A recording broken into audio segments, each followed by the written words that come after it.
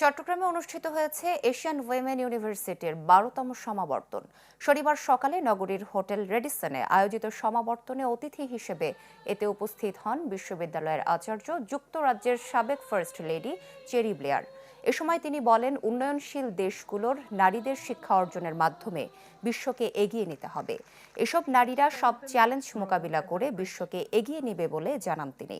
সমাবর্তনে বাংলাদেশ সহ বিশ্বের ১১টি দেশের ২৩৫ জনকে অ্যাওয়ার্ড দেওয়া হয়, যার মধ্যে বাংলাদেশের ১৫২ জন, আফগানিস্তানের ৫১ জন রয়েছে। এছাড়া রয়েছে ভারত, পাকিস্তান, মিয়ানমার, শ্রীলঙ্কা, নেপাল সহ এশিয়ার বিভিন্ন দেশের শিক্ষার্থীরা।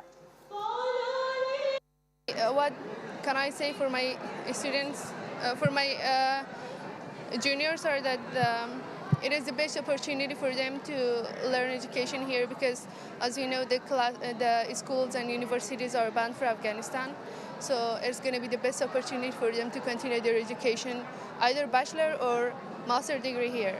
আজকালকার সময়ে পড়াশোনার বিকল্প কোনো কিছুই নেই, তো সেক্ষেত্রে আমার মনে হয় যে এই ডিগ্রিটা আমাকে অনেক অপরচুনিটিস ওপেন করে দেবে। কারণ আমি মানুষের জন্য কাজ করতে পারবো, নিজের এডুকেশনের জন্য কাজ করতে পারবো, আমি আমার হোম কান্ট্রির জন্য কাজ করতে পারবো।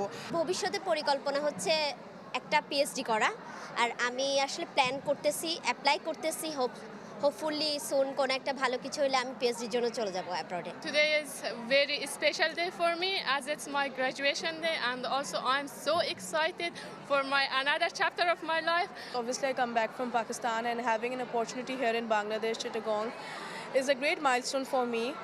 So yes, the feelings are I'm in good spirits, and very grateful, humble, and also to the Bangladeshi community here that they have been really welcoming towards me. নতুন এবং ফিরে আসা গ্রাহকদের জন্য নগদে চলছে ক্যাশব্যাক সহ প্রতিদিন হাজারো উপহার জেতার সুযোগ। হবে আশা আর ফেরা, সারপ্রাইজ সেরা।